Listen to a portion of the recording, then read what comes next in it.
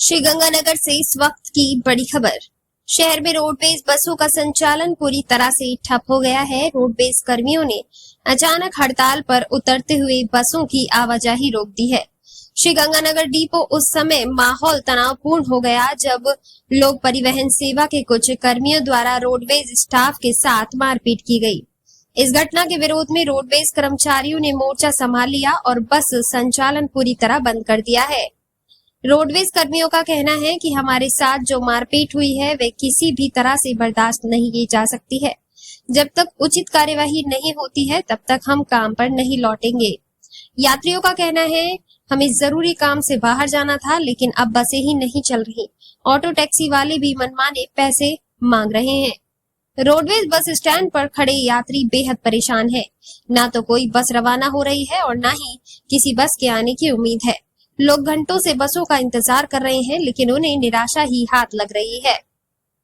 हालात को देखते हुए प्रशासन की ओर से भी अब तक कोई स्पष्ट बयान नहीं आया है। प्रदर्शन जारी है। मांगे पूरी होने तक रोडवेज सेवा बाधित रहेगी और यात्रियों की परेशानी भी बरकरार। गुंडागर्दी किसी से छुपी हुई नहीं है। जब से ये बसें चली हैं अनेकों बार रोडवेज कर्मचारियों से मार पीटने की शिकायतें, उनका कैश छीनने की शिकायतें और रूट पर सवारियों नहीं चढ़ाने की शिकायतें, ये आम बात है। और इसके बहुत सारे मुकदमे दर्ज हुए हैं। बस स्टैंड के सामने ये खड़ी रहती हैं, बस स्टैंड के अंदर सवारी नहीं आने देती। इनके जो कनिंदे हैं वहाँ गेट पे सवारी को आने नहीं देते हैं। अगर कोई हमारा प्रचालक उसको बस सवारी को अंदर लाने की कोशिश करता है तो उससे मारपीट होती है। पुलिस प्रशासन कतई इनको रोकने के लिए कार्रवाई नहीं कर रहा, जबकि राजस्थान गवर्नमेंट के ऑर्डर है ये कि इन बसों का जो ठहराव है रोडवेज के बस स्टैंड से 1 किलोमीटर दूरी पर होना चाहिए। कल भी इन्होंने हमारे ड्राइवर कनेक्टर के साथ कैंची में झगड़ा किया, गणेशगढ़ में मारपीट करी। वहाँ इन्होंने मारपीट हमारे रोडवेज के ड्राइवर कनेक्टर से ही नहीं की, एक महिला यात्री और एक पुरुष यात्री से भी मारपीट करी। अब आप देखिए, जब हमारे स्टाफ से मारपीट करेंगे तो बस कैसे चलाएंगे? तो जब हमारे यात्रियों से मारपीट करेंगे तो हमारी बसों के अंदर यात्री कहाँ से बैठेंगे? और उसके बाद में जब हमारे मुख्य प्रबंधक जी जस्सा सिंह मार्ग पर आ रहे थे और उनकी बोलेरो को गाड़ी को रोककर इन्होंने हमारे मुख्य प्रबंधक के साथ मारपीट की, उनकी चैन बटुआ उनके कपड़े फाड़ दिए गए।